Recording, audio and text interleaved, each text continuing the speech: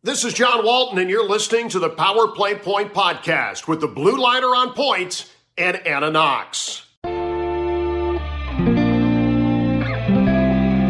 Here's Wilson, and on the right circle, he scores!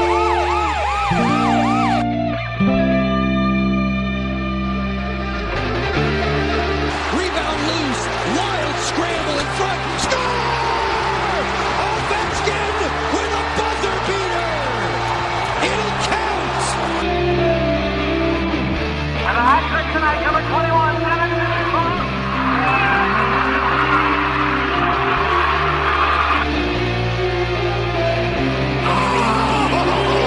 Spectacular! Braden Holtby!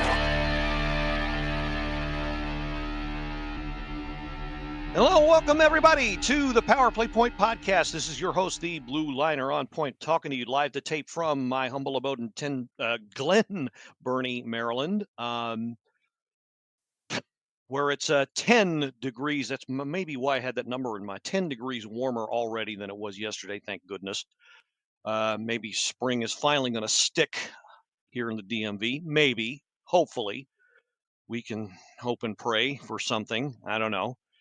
It's another, I don't know if I want to say fun, but interesting week for Caps hockey. Got a lot off ice and on ice to talk about, mostly on ice. Pardon me.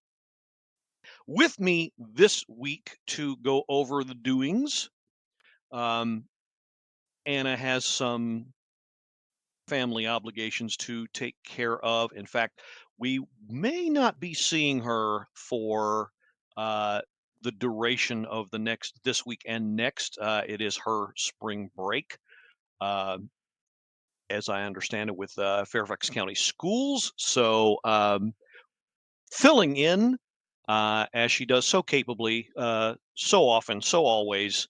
And I have, yes, for you number crunchers out there, yes, I did secretly give her a homework assignment, which we will be going over later. So if you're kind of a stats nerd, yes, we will have that for you. The always, the always wonderful, the always great, the always perfect in voice, Miss Jindependent Jini Clausen. How are you doing today? I am fantastic. How about yourself? Not too bad, all things considered. And enjoying the increased warmth and the sunshine today. I got out for a nice long walk with my dog this morning, so yes, we were both happy about that. Oh, I can imagine. My little cat, this little mister is he's a tuxedo, so he likes I don't know if that's inherent of all tuxedos, but he's very indoorsy, but likes to stick his head out the window or the door whenever he can. Yeah. So can't say. Yeah, the moment I have a window open, my cat literally sprints from wherever he is into the house, just likes to sit. Now he would like to be outside more than I let him, but he's I sometimes put the dog harness on him and we'll take him out for a few minutes to let him be outside in a safe manner. Yeah, mine likes to see the birds hop around and the squirrels run around. But yeah, that's the extent of it. Other than that, Yeah.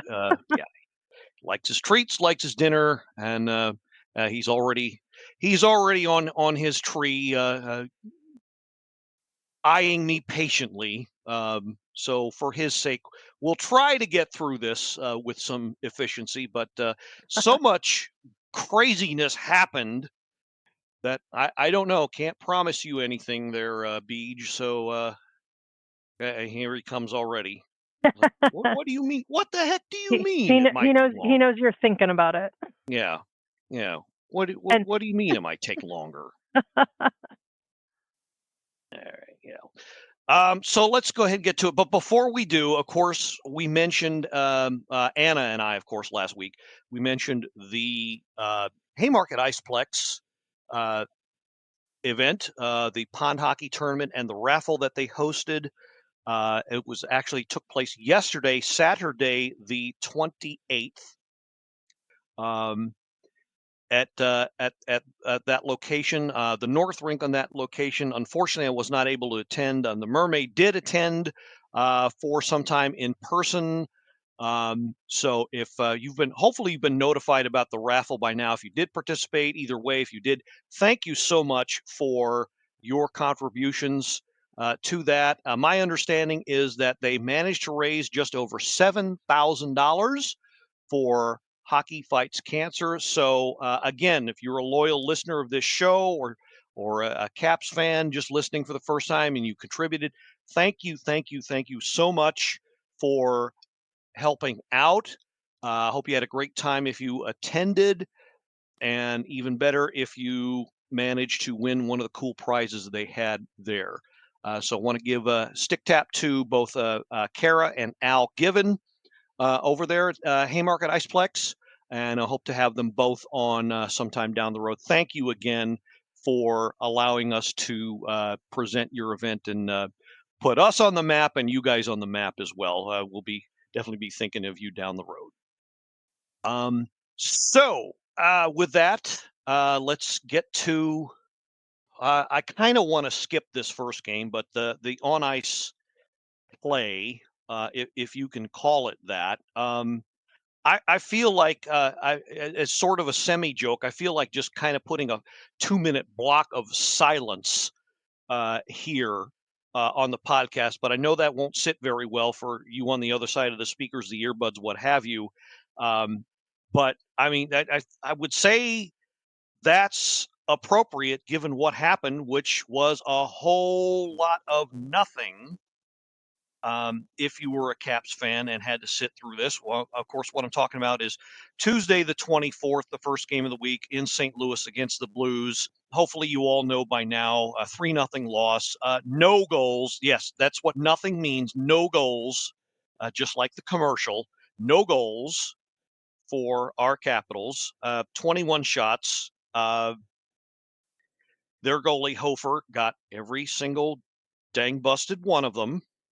Not they were trying to get in his face, not that they were trying to present him with high danger chances, not too many of them anyway. All right, I guess we must do our due diligence, run down the quick summary. Jimmy Snuggerud got the game open in the second period, 2:39. Logan Mayu and Broberg, the helpers on that one, 2:39. And yes, obviously that was the game winner. Caps didn't do much better in the third. Otto Stenberg, young guy that they've had their eye on, given some playing time to, gets his second of the year. Dvorsky and Berggren, the helpers on that one at 14:52, and then the empty net dagger by Jordan Kyrou. How this guy managed to survive the trade deadline, I'll never know, but no helpers on this one. Empty netter dagger, 1919. Thus ended the game. One of those anomalies where, they won. They did well at the faceoff dot. Couple ticks under 60% win percentage, but again, probably the one stat that nobody will ever figure out why they even bother keeping, because most of the time it doesn't have any bearing on the outcome of the game. And well, this is yet another example. Man bites dog. Power play for the Caps stunk after 2 chances. Nothing for 2. Again, man bites dog. No news there. On the upside, the penalty kill was successful. For once, the penalty kill did not give up the game. I keep hearing how good they've been since December, and then once in a while they give up multiple goals. So I'm not thoroughly convinced of that, but can't say that in this game. Killed all 3 power plays from the Blues this time. So at least there was that. But other than that, not a whole lot to be happy about. A lot of stupidity on ice.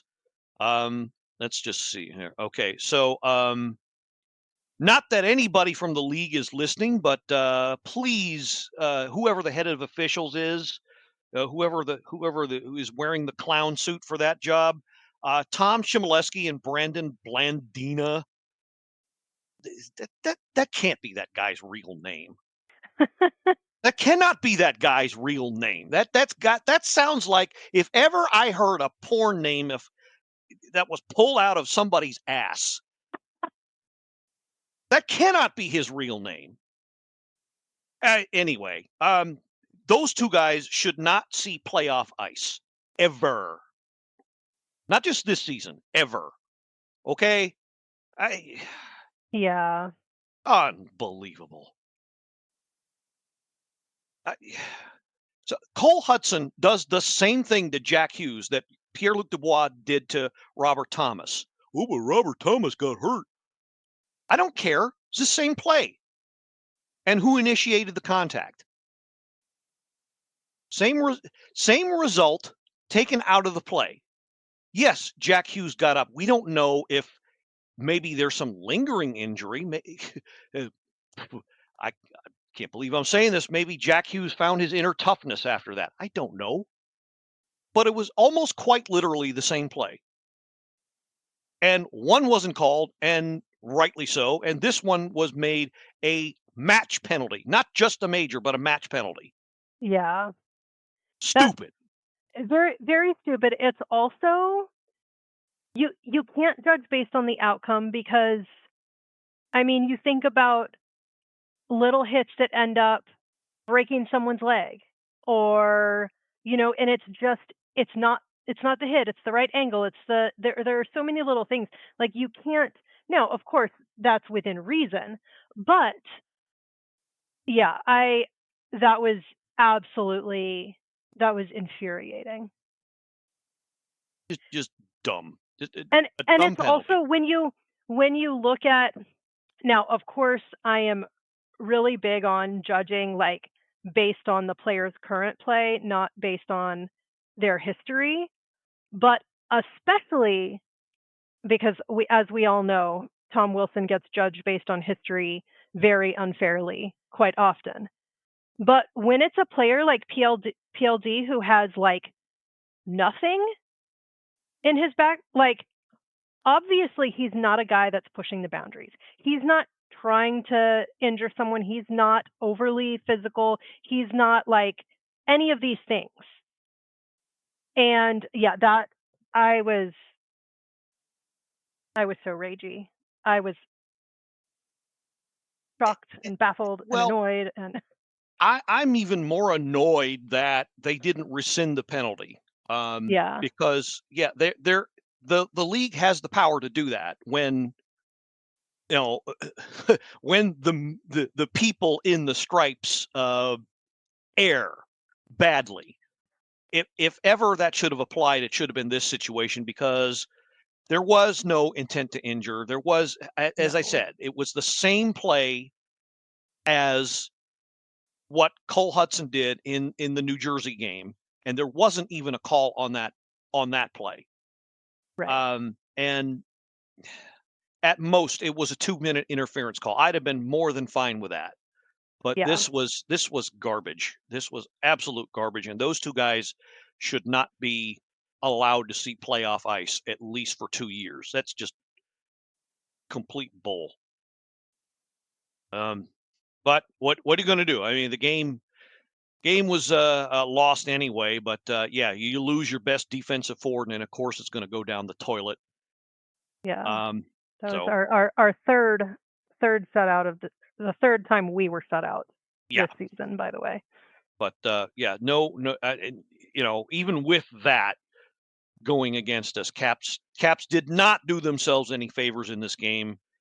Yeah, look at the shot count per period. We'll tell you that. I'm not even going to go over those numbers. I already very said small. Yeah, summary is very small. Yeah. Smurf sized. If that gives you any hint. All right, so moving on. So it's on to Utah, in the land of the Salt Lake, and to play the Woolly Mammoths. Speaking of woolly, yeah, this game was every bit that. The scoring summary alone will probably make your head spin, but there was definitely more to it than that. Okay, so getting started there, 2:07 into the game. Ivan Miroshnichenko, his first of the year. What do you know? You play him, and he 2 minutes in, and he scores. How about that? Not only him, that almost the entire fourth line Yeah. getting involved. LaPierre, the primary assist. I keep calling him Jeff. Jacob Chikrin, thinking of his dad. Jacob Chikrin, his 29th helper with the secondary, 2:07 in, as I said. Caps breaking the game open. Yeah, this was not a very good game. If you were a penalty killer on either side. No, it was not. Boy. Almost exactly 11 minutes later. Boy, this guy, somebody needed to put a body on this guy. Dylan Gunther. Whew. More like Gunther from the WWE. Good Lord. This guy was running over people and scoring. Power play goal, 35th. Clayton Keller and Mikhail Sergachev, the helpers at 13:04, tying the game. And then Gunther again, just under 4 minutes later at 16:59, walks right past the defense. Clayton and Sergachev again, the helpers. Stop me if you heard that before. And Yeah, very, very nearly got a natural Hattie like a minute after that. yeah, Very I think nearly. didn't he hit the corner or something? Hit the crossbar? Yeah. It was Yeah, it was way, way closer than any of us liked. yeah. Something like if it was a fraction of an inch towards the inside, it definitely would have bounced in. Yeah. But yeah, he came pretty damn close. Fortunately, really wouldn't hear from him again Thank goodness. at all. So there was that. And then the Caps would go give up yet another power play, and damned if they couldn't hold out the period. It was a late period penalty kill for them. Damned if they couldn't hold it out. Logan Cooley, his 18th. Schmaltz and Sergachev, again, the helpers. 7 seconds left, 19:53. Caps down 3-1 going into the period. And yeah, here we go again. How would they respond? Would they turtle and give it up, or would they fight back? Well, thankfully, it was the latter. 5:01 into the second. To the rescue would ride El Capitan. Alex Ovechkin is 27th. Rasmus Sandin, terrific pass on this one. Faravari, the helper, 5:01. Ovechkin, right place, right time, puts the stick down. But again, Sandin with a perfect thread the virtual needle pass, finding Ovechkin in front of the crease, and Ovechkin just tapping it just right to angle it past. God, I always forget the goal. Vanacek, Vitek Vanacek, our old friend, over his shoulder. What I say, shoot high on him, and you'll get lucky. And they did, at least here. 2-3 in favor of Utah. And then 6.5 minutes later at 11:28, Ovechkin again would strike Strome and Van Riemsdyk, the helpers. Let me see if I can call up this one, because I can't quite. I think this one was if I'm not mistaken, the one from his office. And if you can't tell, I'm vamping through the millions of bet app commercials on the app. Okay, finally they decided to get through those. Okay, watching the replay. So corner. Strome has it. It's a long distance shot from the point. So Strome comes out of the corner with it, and Ovi fires it from maybe 3 feet in front of the blue line. Caps looked like they were on a power play. It's a long, strong cycle they had. So Strome comes up with it in the corner, gets it to Ovechkin, who's waiting for it, and Chikrin is setting the screen, but he didn't get a stick on it. And it goes through all those legs and somehow manages to hit the top left corner of the net. Yeah, watching that rocket like just shoot through all those bodies. I'm always amazed with how fast everyone's moving and how jumbly it can get, that any puck can just like cleanly slice through all of that. and it did. Now, going over, let's see. We're in the second period now.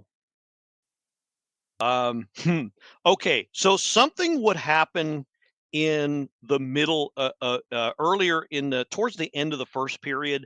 We're going to jump back to that. Let's get through the scoring first because that'll be enough to entertain everybody for a little bit. Now we're going. Okay, so now we're headed into the third period. Game is tied. Caps get a power play, and let's see which penalty this one was. Okay. Oh, boy. So this was oh my God. This was the power play.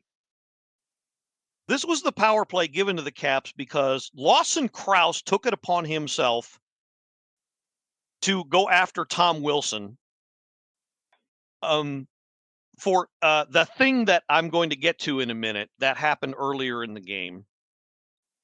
And the Caps were awarded a power play because of all that nonsense, long story short. And Anthony Beauvillier puts one away.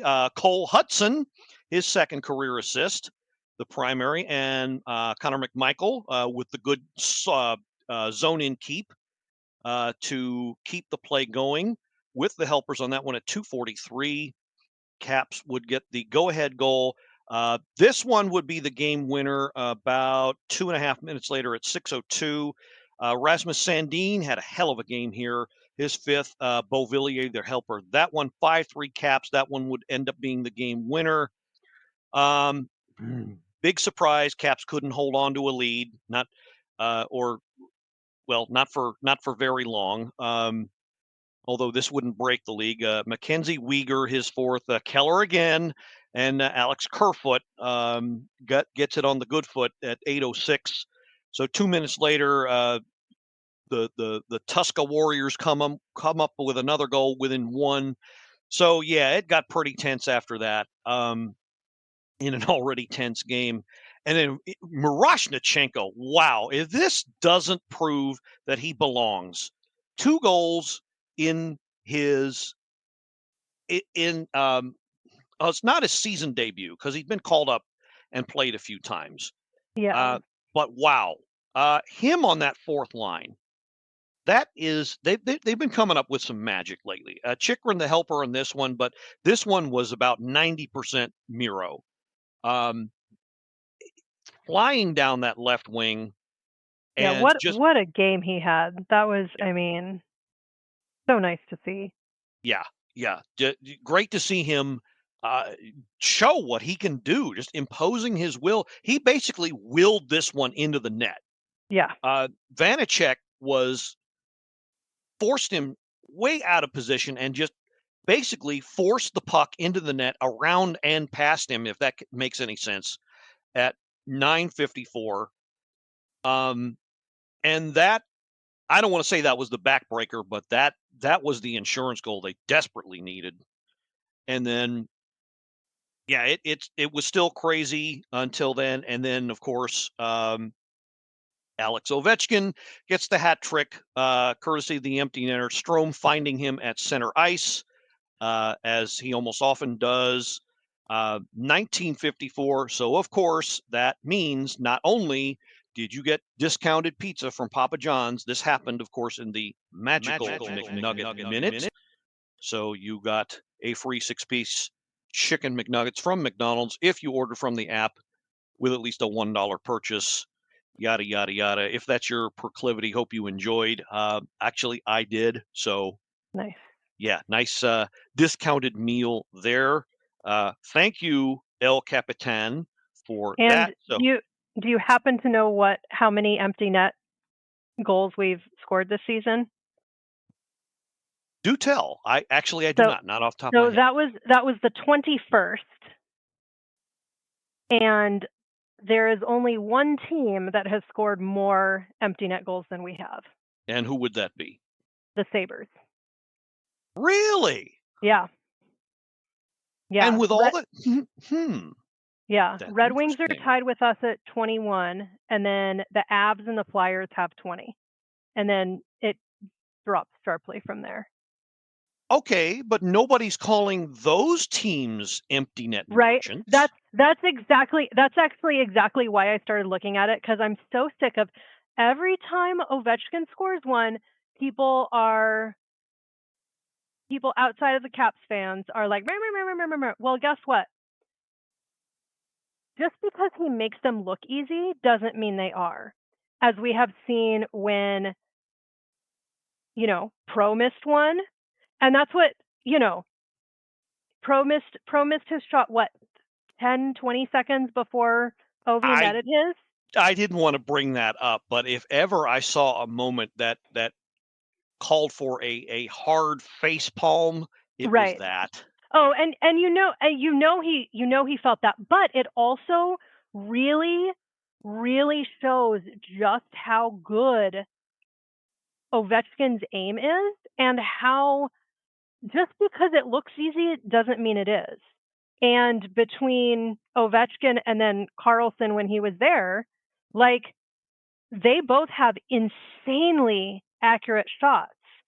And the more I have watched other teams' games throughout the season, the more I really, really appreciate our, empty net accuracy, or whatever word you want to use, because there's a reason that we are second in the league with empty net shots. And it's not because Ovechkin's cherry picking or poaching. It's because he can get shots off in situations where 95% of people can't. And oh, by the way, you have to be in a position to you have to be in a position where you're winning the game. Yes. Winning the game, ahead in the game that late with that Yes. little time remaining to even have that opportunity, which means you're doing something right to begin with. Yep. So that little factoid often goes overlooked by these whatabouter fans that bitch to no end about all the empty net goals that get scored. Right. Also, Um, interestingly enough, the empty net percentage has been creeping up. Like back in the early 2000s, it was like, I think, a quarter of the percentage of goals that it is now, because goalies are getting, like, it used to be like a very last minute of the game, and slowly they've been getting pulled earlier and earlier. So there is a much higher percentage of empty net goals than there were in the early 2000s. yes, most certainly. Um, I mean,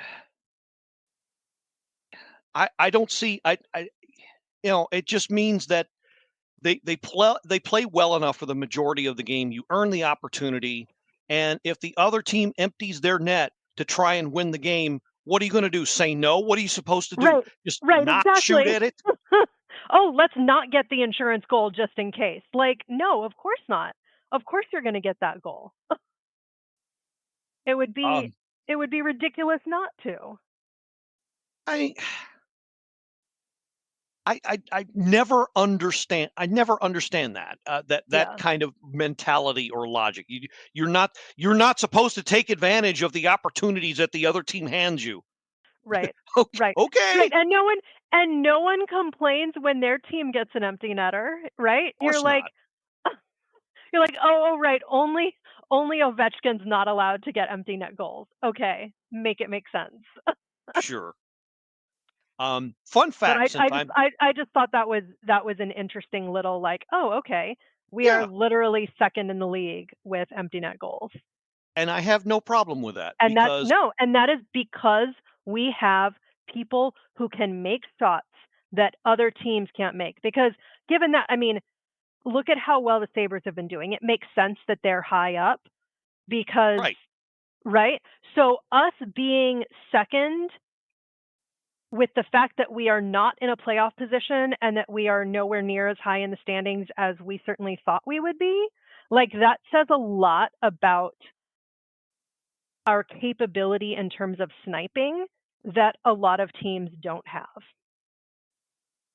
So that was just a random A random Very, little side note. very, very true. So finishing the empty net discussion, it was actually earlier in the week. Let's see. So 95 years ago, as a matter of fact, that the very first emptying of the net attempt, and I say attempt, it didn't result in a goal either way. But the very March 26th, Art Ross, who was then the coach of the Boston Bruins, yes, this is the guy who the scoring trophy is named after, pulled his goalie for an extra attacker with about a minute remaining. And this is, mind you, this was in the playoff game against the Canadiens. They were trailing 1-0. Pulled his goalie, who, ironically enough, also last name Thompson. No relation, I'm sure.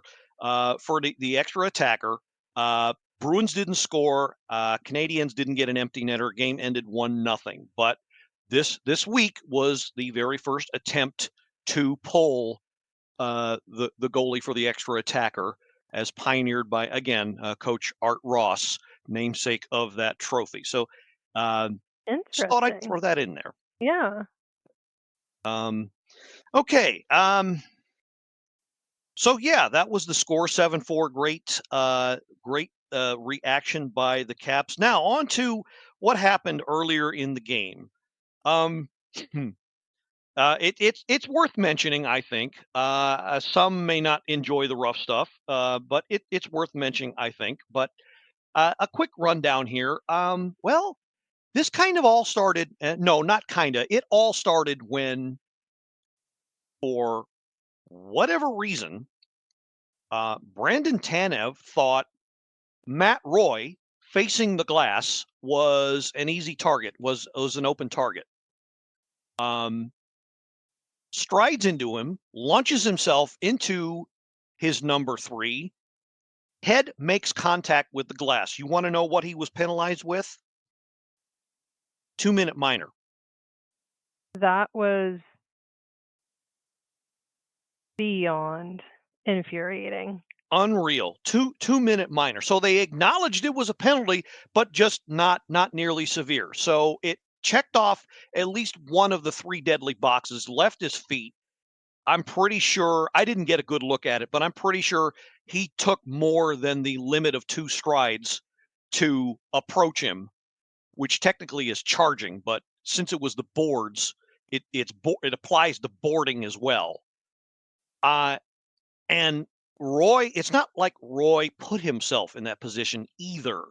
No, He he was wasn't. He wasn't admiring a pass. He wasn't doing any of the normal things where we're like, okay, that hit sucked, but it was kind of your fault. None of right. that was applicable. And when the look on Tom Wilson's face when he went after Tanev was like, I cannot remember the last time I saw pure murder in his eyes.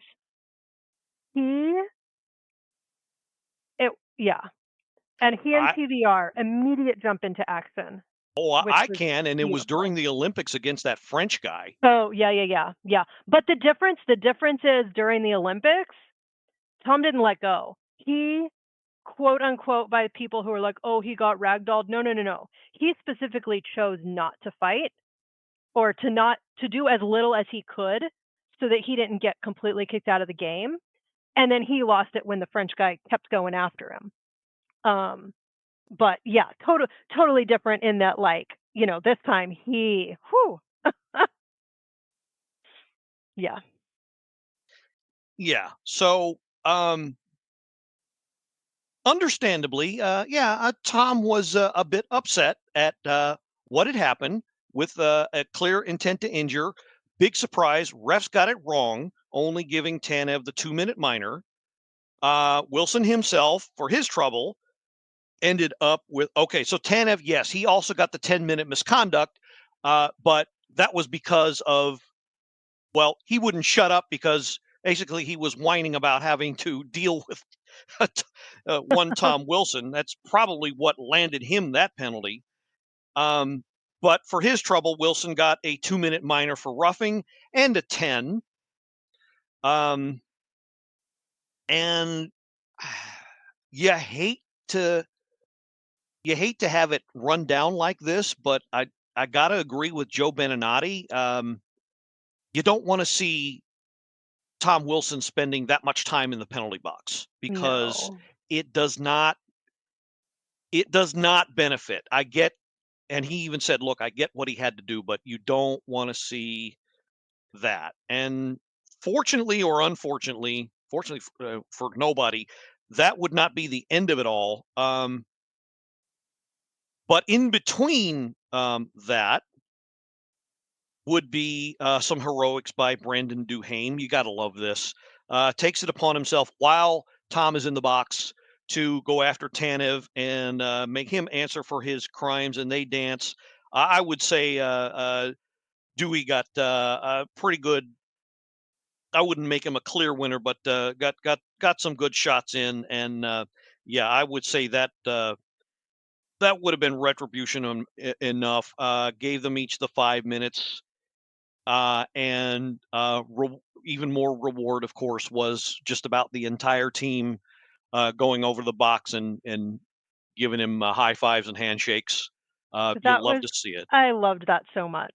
I loved that, like, the timing worked, that they were able to do that, because you do not see that. But, like, and then did you see, like, especially, like, of course, like, Tom sitting there, he just looks like a proud dad. He's just, like, grinning, like, the grin on his face as, like, everyone was coming over.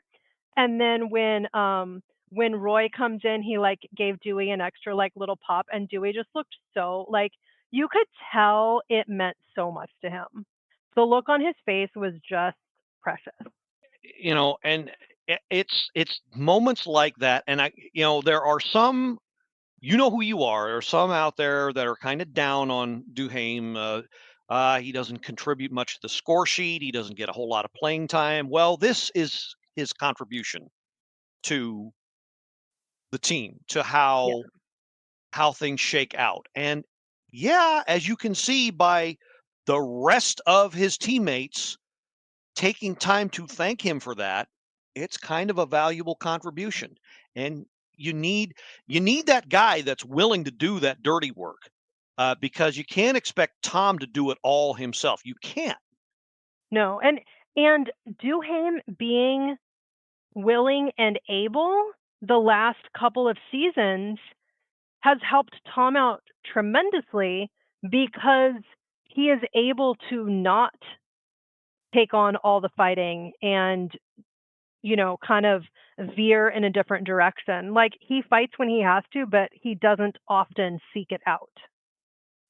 No, no, he does not, and that's an extra added bonus to his presence. So yeah, those of you who maybe want him gone for someone else that's a little bit flashier scoreboard wise, and maybe want to do a little more thinking on that, because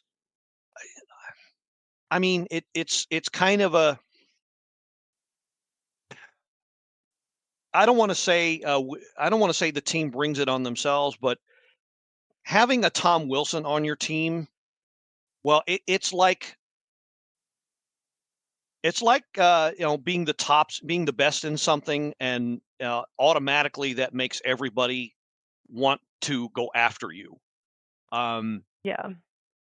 I don't think I think it's more like I have this hard time believing where the rest of the team's fans, and not even I don't even think half of those people are even real hockey fans. I think they take a look at this, and then the media exaggerates it, and they're like, how is this guy getting away with all of this? Oh, absolutely. And Absolutely. they don't realize that he doesn't initiate most of it. And honestly, even other, like, hockey fans. My brother and my sister-in-law are Canes fans, and I cannot have conversations about Tom Wilson with them, because they cannot see anything objectively. And I'm like, you can't just think about Tom in 2018. You have to, like, yeah. and one little snippet. Of course, it's easy to hate a guy who runs all over your team because your team is soft. But guess what? That doesn't mean he's a dirty player. Right. But Well, yeah, anyway, not to get too far off topic, but the rest of I just have to laugh when I go over this part of the game. So not long after that, there was yes, another incident where and yes, I think this penalty was justified. Ironically enough, this was probably the only call these refs got right in this game. So at 18:46 in the second period, he gets called for a 2-minute interference against Jack McBain. That name should be familiar to all Caps fans. That's the jerk that broke Ovi's leg last year. Why now? I don't think that was the reason. I think this was just a regular. I think Tom was thinking, okay, this is a regular hit. Now, was it a second late? You could argue that. You could make an argument for that. You can make the case for that. Hence the 2-minute penalty. But that's where it stops. That's Yeah. where the over the line stops. You get penalties for things you don't do. Was this predatory? No, it was not. And I'm looking at you who are all saying, you know who you are, who are all saying he left his feet. He did not. no, he Simple did not. physics. His feet leave the ice after the contact, the force of the contact. And this is in 90% of these hits. If you pay any attention, and by the way, if you're manipulating the replay, then you're setting yourself up for failure. I'm sorry. That is one of my I am so sick of all these stupid replays that only play in slow motion. Of course, it looks like a crazy delay. Like, yeah, it was a slightly delayed hit, but it was nowhere near as egregious as all of these stupid videos make it out to be. And they always do that. I'm like, okay, that's fine. Play it in slow motion, but also play it in real speed because it's ridiculous. And also, if it was so bad, why were there only 2 minutes called? Why was there no supplementary discipline? Did McBain go off the ice? Did he miss a shift? Did he Right. go off for concussion protocol? We don't know. Was there anything made of that? Was there an obvious injury? You know what? There wasn't. Want to know how I know? Because he got right back up and went after Wilson all the way into the penalty box and beyond. And yes, my fellow Caps fans, we all saw what Mr. Wilson's response was to that. Let's just say he got his Valentine card shopping done a little bit early this year. I'll just put it that way if you haven't seen it already.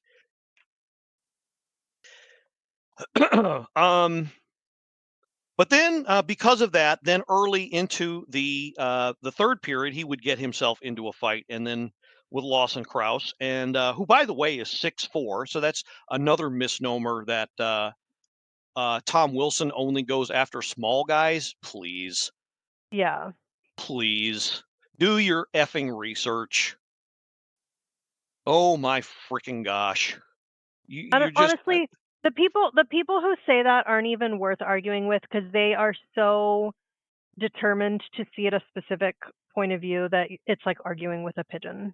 Oh, you know what? You know what else? You know what else I can't stand? These people who were screaming at the top of their lungs, CTE. He's the cause of CTE and all these players.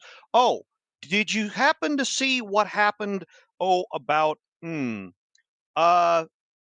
35 minutes before game time wise, the guy whose head got run into the glass. You didn't seem to care about CTE then, did you? Yeah. It's always these types that get shrill when it happens to be Tom Wilson, which tells me that they are just after clicks and likes. Yeah. Which means in the long run, hey, you're not worthy of paying any attention to. You're not serious. You are nothing more than a lousy virtue signaler. I can't even say it. I hate it so much. Virtue signaler. So I want to throw that out there. Not to get too much longer, because we got to get a whole other game that was just as crazy to go through. But I think Al, Joe, and Locker pointed it out quite well. They made him, his presence made Utah shrink a little bit. Yeah. And even if with their big guys out there, they couldn't match the physicality, and that won them their game. And I know it takes a toll over a season. I just kind of wish that they would, the Caps, that is, would play this way a lot more often. Right. But Yeah, we but do. We play so well when we're being physical, and it's funny because I feel like Utah tried to play the Caps game, and they just proved they couldn't can't. do it. Like okay, if you're gonna target and go after Tom Wilson multiple times, you better be able to back it up, and they obviously couldn't. And they shot themselves in the foot Mhm. by continuing to, and hey, keep at it. Keep at it. We didn't let the emotion, like, yeah, they were rightfully pissed when Roy got boarded, but they didn't lose the game to the emotion where the Mammoth completely did. Correct. And that was ultimately the key to this game. Yeah. So you wanted to see something like this be a lightning rod, to hopefully be a turning point. Well, it was and it wasn't. I know. It's not a good explanation, but when we do the rundown for this next game, you'll understand why. Okay. Wow, this one, as completely mental as that game was, this one that happened last night was probably even worse. And we'll just not anywhere near as much physicality, but just going over the scoring will make you want to reach for potentially illegal substance and ingest it. Not that I'm advocating that, but if you are, I can totally understand. Some have actually done that as a result of this podcast as well. I won't take any responsibility for that either. Okay, so opening the scoring, and of course, I'm talking about the last night's game against in Vegas against the Golden Knights. Opening the scoring, 6:06. Hendrix Lapierre, his fourth. Miroshnichenko and Duhaime, the helpers on that one. So fourth line magic early in the game. You love to see it. I love how visible in a good way Lappy has been. And it's only been somebody, not just somebody, several somebodies on Twitter. I wish that I could remember their handles, but several Caps fans on Twitter pointed out the fact that Lapierre's game has ramped up with the inclusion of Miroshnichenko on his line. We were kind of hoping that they would be a dynamic duo, and we're seeing flashes of that now. Yeah, absolutely. So hopefully that sticks. We'll discuss that a little bit later on. So that's the opening goal. And then on to the second period. Caps get a power play. Justin Sordiff makes a rare appearance on the power play. McMichael and Cole Hudson, the assists on that one. And that, ladies and gentlemen, no, okay, I'm getting ahead of myself. There's a key stat I wanted to bring up, but I'm getting ahead of myself. We'll get to that later. 1:55 in the second. Yes, a Caps power play in the game, and that was actually converted. I'm not going to repeat it. You have the rewind button if you didn't hear it the first time. So, okay, and then and just real quick, Sorty had some great little he's had some great little spinny Like almost like like I don't know. He's made some great like stick play, puck play. So Yeah, I don't know what happened to him. I want to say last week and the 3 weeks before that, he kind of went into a funk, but I think he's gotten his game back yeah, if he's confident enough to pull that kind of thing off. Case in point, tied for the team lead in shots in this game with 4. The other guy with 4 shots, Ryan Leonard, yeah. who I'm did not loving the young speed that we're seeing. Yeah, who did not get on the scoreboard but was a force in the game. So 2-0 Caps, 155, and then Beauvillier again, who's also getting a resurgence here. Leonard, okay, so I tell a lie. Leonard did make the score sheet just on the helper for this one. The primary one is 22nd of the year, and sort of.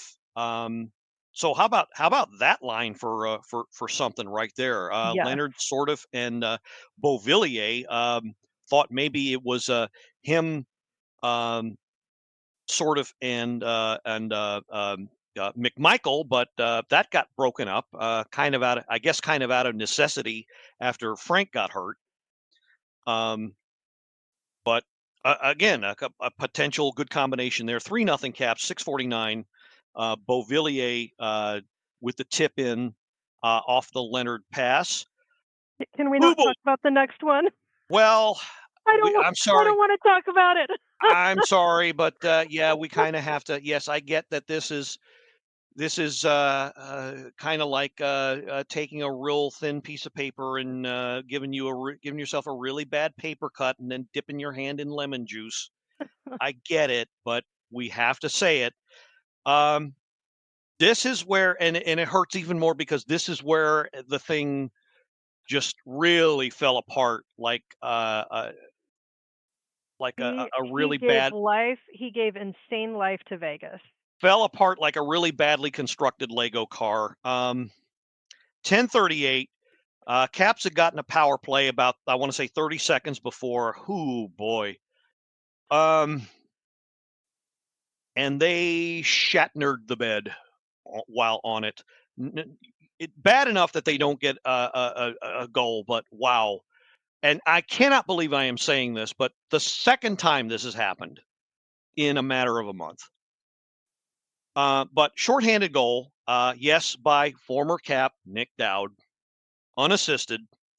Who like he saw that I hate those stupid drop passes in front of the net. Can we please stop doing that? And he knew it was coming because he played with us forever. Mm-hmm.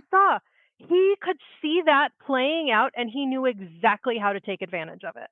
And Chychrun wasn't ready for it. Yeah. And you can't blame Dowder for doing it, but like, man, it was brutal. Oh, you want to give me a free goal? Oh, sure, why not? Right? Oh. Of course he's gonna take it. Right. Why wouldn't he? And like there's from like, and like it's always when we play the Kings, we always want PLD to do amazing. So like of course the Knights wanted Dowder to do amazing.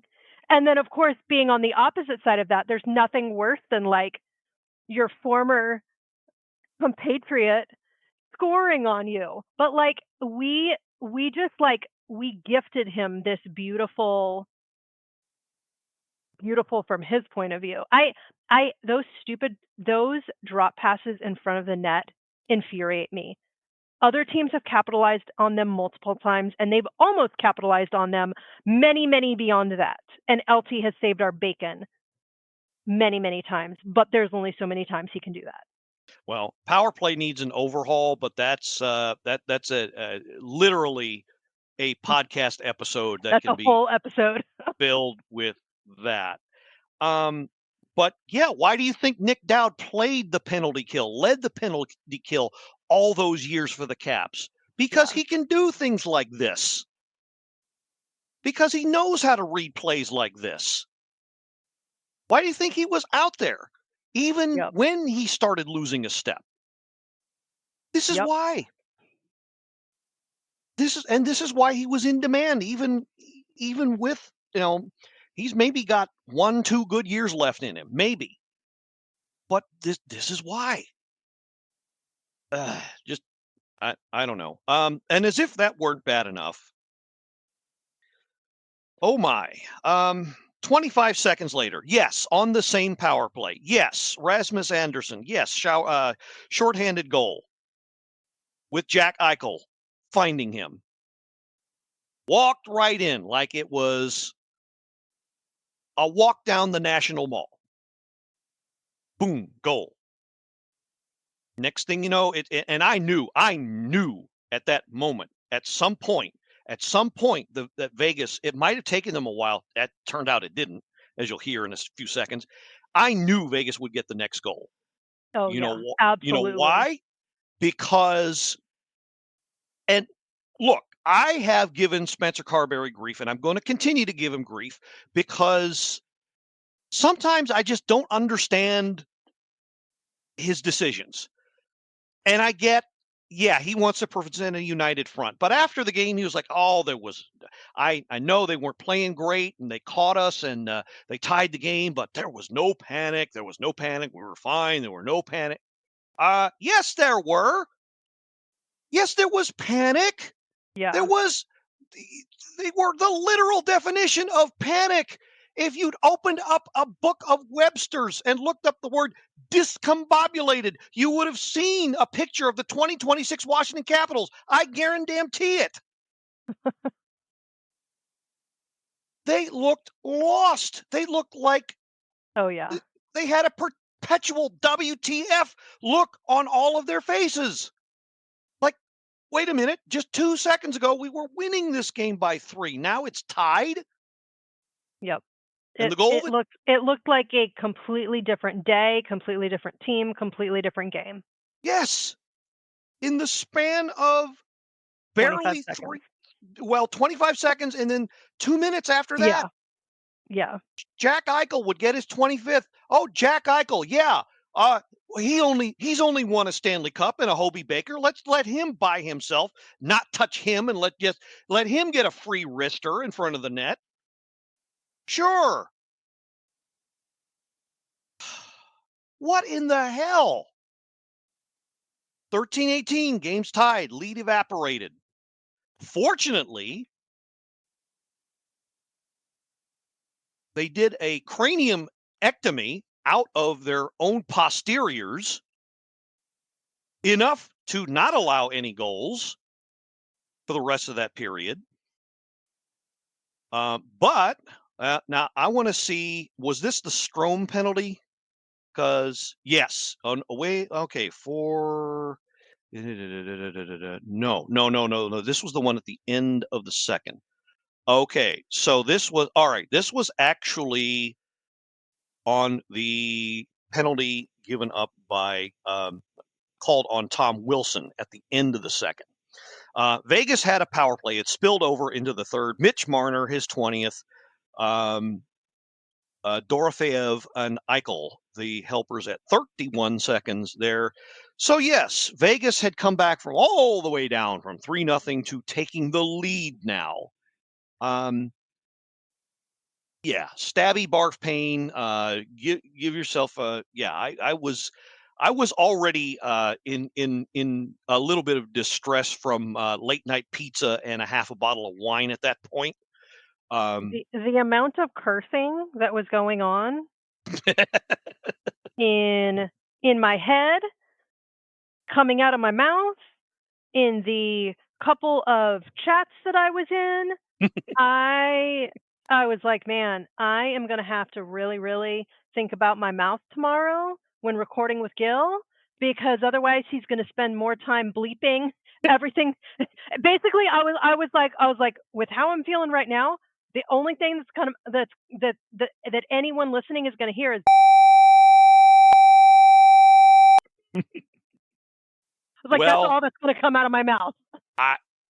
I do have the capability to do that. So if you have the need to let that flow, that'll be fine. I just can't promise. It'll Well, probably take me some extra time, but with the results of the game, I'm relaxed enough that I don't need it. I was like I'm gonna have to go. I'm gonna have to use the show The Good Place method, forking and shirt and all of those supplementary words to replace the curses. I don't know if you ever watched that show.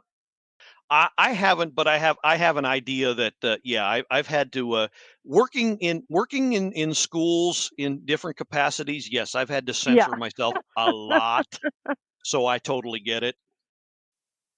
Yeah. Yeah, so a whole lot of profanity going on in the households of Caps fans that managed to stay up for this game. Oh boy. And I was like, oh my goodness. Yeah, I was not putting out very pleasant messages out myself. But Caps managed to stay in it and did get themselves a power play. Now let me check the penalty list. So this one, okay, so the goal that tied it was scored at 8:54. This one, okay, so the Caps would actually wind up with a very brief 4-on-3. I don't think they scored during that, but they did still have a power play. Yeah. And this goal was scored during said power play. Dylan Strome, his 17th. Cole Hudson, his 4th assist, second of the game, and Ovechkin, the secondary. Okay, get two things out of the way here. Hudson, this would be his 5th point in 6 games. That's something. And that is going to cause us to have something of a conversation down the road very soon about him. More on that later. But the bigger point is if Hudson doing well isn't big enough. The bigger point, Dylan Strome. Okay, yes, we have been giving him the red ass, the stink eye, the belt to ass, whatever bad mentioning, pardon me, whatever pejorative nastiness you want to throw at him. And when I say we, mostly me, not my current broadcast partner, not a lot of the guys in the chat room or in our non-exclusive Facebook club group. Mostly me, yes. I've been giving him the lot of enough shade to cover a national forest, but I will give him his due in this game. He literally picked this team up alongside LT and picked it up and dragged them first across the finish line. And we still need him because he can do that. Yes. And that's honestly that's what I find so frustrating. I'm like, he has these moments of absolute magic. And I would love some additional consistency. I would too, and there was as many moments of magic as he's had. He's also had many momentous moments of gigantic brain fartage, yes, as well, that have proven costly during games. And yes, I don't know what it is. If you caught the latest live stream from Janaea Talks Caps, they talked about it a little bit. Strome isn't a bad player, but it's there. You catch him, and sometimes he's either overthinking or moving in slow motion, and puts himself out of position. And there's just seemingly no rhyme or reason for it. And I don't know. If you ask him, he'll probably tell you he wouldn't know. But it's like he's been in a fog half this season. Yeah. And it's just really frustrating. But to his credit, again, he comes up big when he had to because he can. We just haven't seen it enough this year, so gotta say he needs to do this more often. But not only did he tie the game, he ends up getting the shootout winner. No, I'm not going to discuss the shootout because I still hate it. And it happened to be the only goal in the shootout.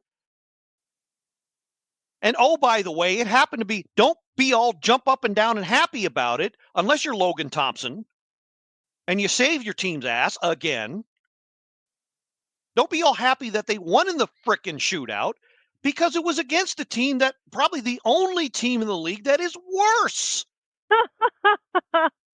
at the shootout. Oh. So of course the Caps won.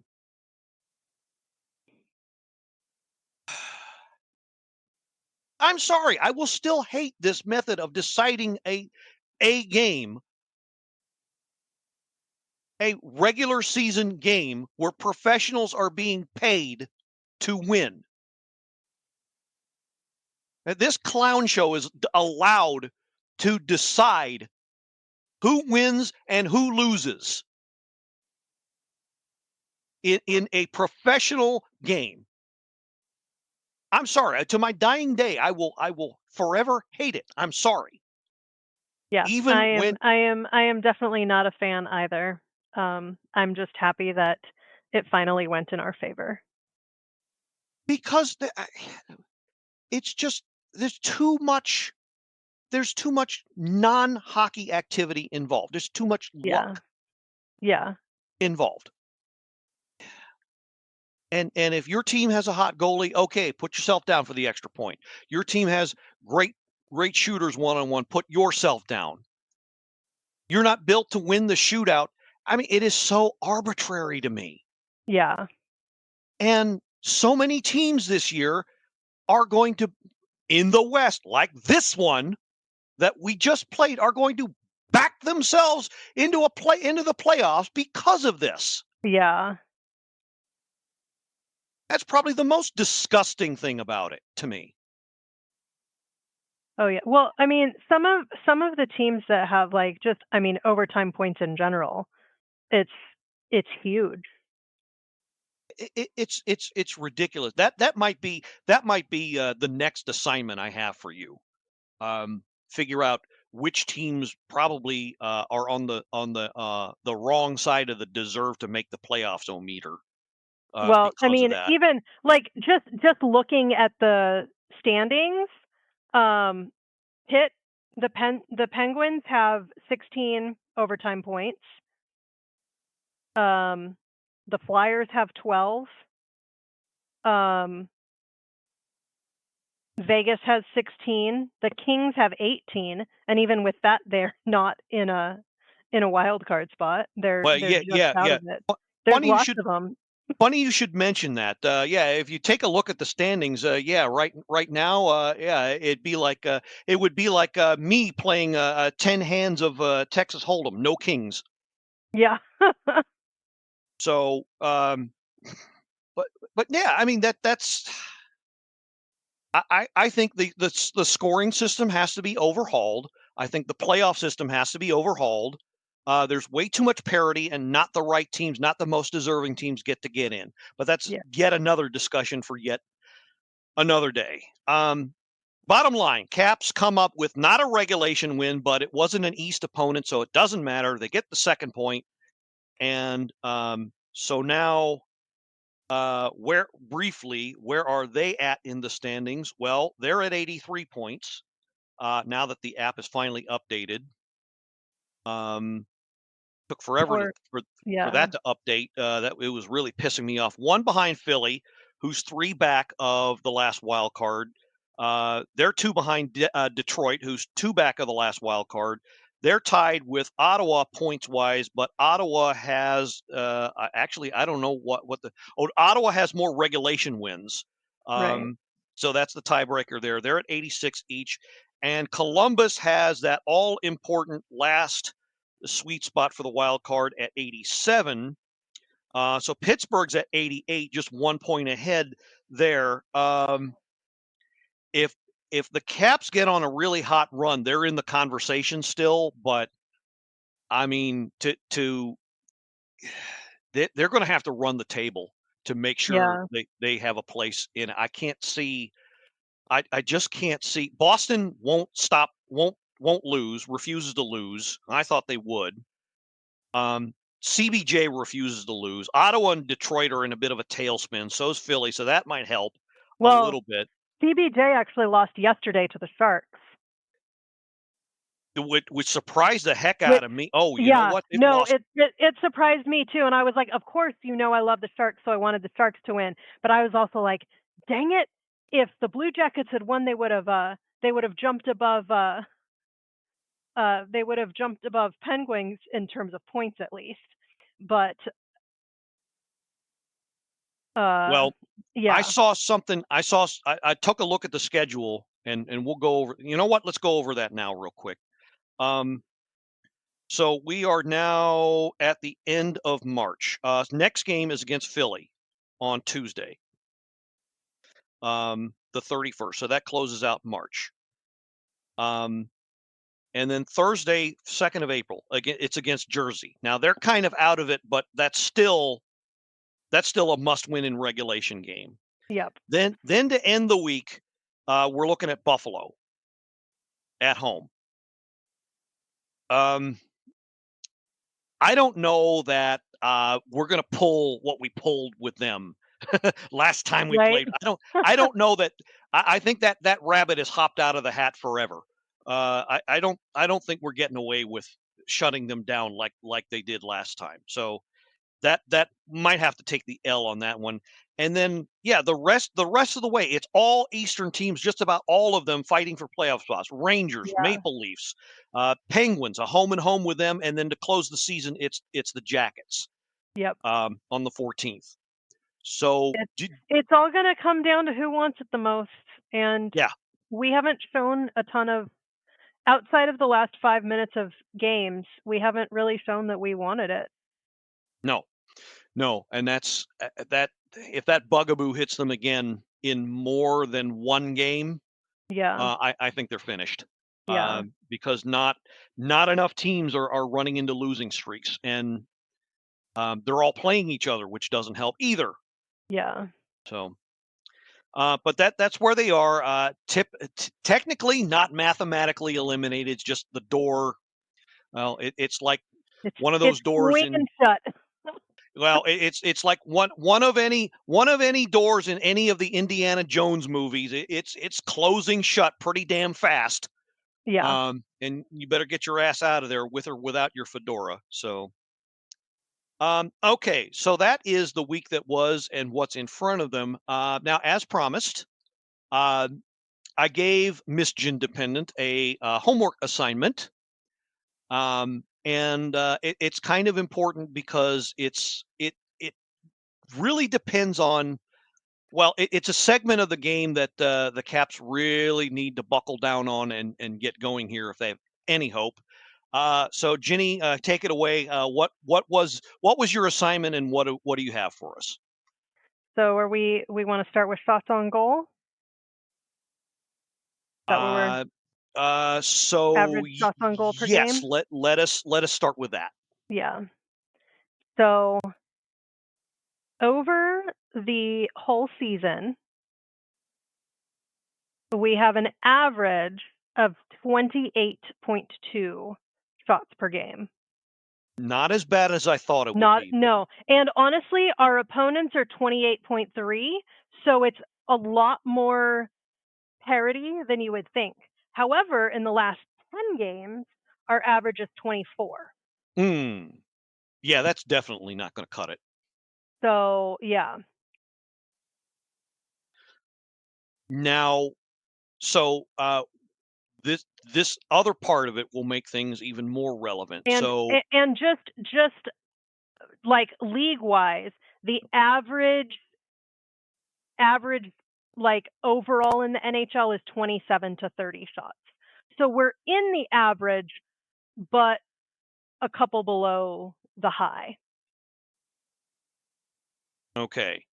All right. So, but still not quite where I would prefer to be. Now, what was the second half? What do you have for the second half of your research? So average save percentage among all goalies, which interestingly, it is the lowest it's been this year in at least 10 years. And it's dropped a bit from last year. It's dropped a little bit each year in the last like 5 years. This year, the average is 0.897, down from 0.9 last year and 0.903 the year before. So that's the league average among that's all. that's the league average among all. Okay. So LT is 0.913, who is fourth in the league. Sorokin, Cooley, and Wedgwood are the only ones above him, and Wedgwood's 0.916. So not a huge difference between him and LT.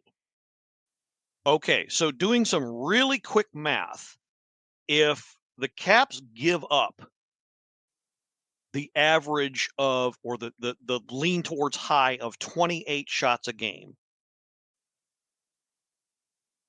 Yep. and Logan sticks with his average of 91, just over 91%. That is roughly 2.5 goals a game. Yep. That he gives up.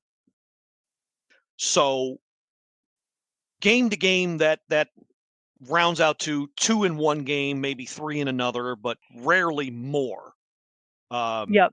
This week kind of turned out to be an anomaly. Right. So yeah, it ends up being 2.4 for him, and then the league average would be 2.8. Okay, so the less shots they give up, then that's less work for him to do, and if he maintains his save percentage, better chance that they come out, they don't have to score as many goals. Now, the flip side of that, so the league average is under 9. So I would say, just doing some real quick, easy math, as long as the Caps get 30 shots on net, Yep. then the averages so far have us winning. that's easily 3 a night, 3 a game. Especially because none of the teams that we are playing in our last 8 games have any of those top goalies. So the strategy just seems really simple. Go to the net and not only create chances, but get something on net. Yep. And now, ladies and gentlemen, now you know why there is a majority of fans who, especially on the power play, scream at the top of their lungs and yell the word shoot. And not just, hey, shoot, more like shoot. Shoot the puck. Yes. And something so simple in terms of execution and in a smaller sense strategy. I'm sure the coaches are not telling these guys, okay, skate around with the puck and just stare at the goalie. I'm sure they're not telling them that. But that's what happens a lot. Yeah. But again, I really hope that they get it, especially after a week like this. Now, there's obviously more to winning a game than just that. But the basics are that you don't. There's a reason why greatest to ever lace them up said, you miss 100% of the shots you don't take. Yeah. It's too true. It's oh so true. Shoot more, please. You run into a hot goalie, you run into a hot goalie. Nothing you can do, but I want to see more effort as far as that goes. Again, yes, I know there's way more to it than that. You got to get around the defense. You got to create space for yourself. Well, But you miss 100% of the chances you don't take, and you got to. Yeah, absolutely. Now I kind of want to end things on a couple positive notes here, but I'm actually encouraged. As bad as the Vegas game went, maybe not everything that happens in Vegas should stay in Vegas. I like the way they came back and felt some joy at the end and had enough in them to stay with the energy and keep the winning mentality going. Yeah. And I think this applies to you, me, and everybody listening. Next time you are feeling at your screwingest uppiest, next time you feel like you're at work and you're not doing anything right, not getting things done, you're 10 feet away from your boss, they've got enough steam coming out of their ears to power the locomotive from Back to the Future 3. Look that up if you've never seen that movie. Think of this game and how it can, as quickly as things can go bad, they can go good. You just got to keep at it. Some stick-to-itiveness and good old-fashioned never give up mentality. True. So, okay, we are way over on time. So going to wind it up here, but here's a preview of what we're going to be doing in the next few weeks. There are several uncomfortable conversations that are going to have to be had. And off the top of my head, here's two of them. And of course, the Ovi retirement. I'm not going to go into that now, but the fans have something to do with that. And again, in a future episode, we'll talk about that for sure. And Cole Hudson's contract status. If you're part of our Facebook group and got yourself an invite to our chat page, no, it's not exclusive. Just join our Facebook group, Power Play Point Podcast, and ask for an invite to the chat room. You'll get involved. But let's just say there's a deadline coming up that is going to affect Cole Hudson's lineup status very, very soon as this week, the end of this week. And if you're in the know, you know what I'm talking about. If not, well, get on with us and you'll be in the know. And one last quick shout out to Timinator, Tim Robinson, Cool Oldies Radio. He just had rotator cuff surgery and was a success. He's doing fine. Follow him on Facebook, Tim Robinson. He, of course, is a member of our group, but he's listening and just want to say our thoughts are with you. Glad you're recovering. Keep at it, Tim. Can't wait to hear you back. Get back into things. So great to hear that you're feeling a lot better. All right. So we went quite a bit long, but I think you'll all agree it was chock full of good information, some good entertainment. And if it helped you let off some steam with some of the stuff that went on this week, then maybe it was worth it. And if not, well, if you like the show, my name is the Blue Liner on Point. If you didn't like the show, my name is Ian Oland. So there is that.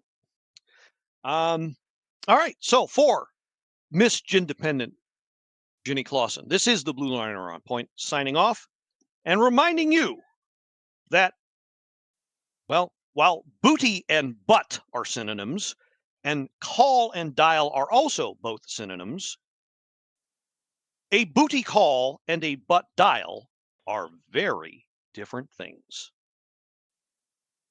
Through that.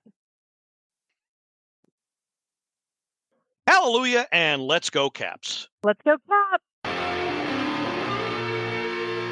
This has been another episode of the Power Play Point Podcast. All episodes are available from Apple Podcasts, the Podbean app, blueliner77.podbean.com, and now available from Stitcher. Music by Joe McAllister, voiceover by Jeffrey Conkle.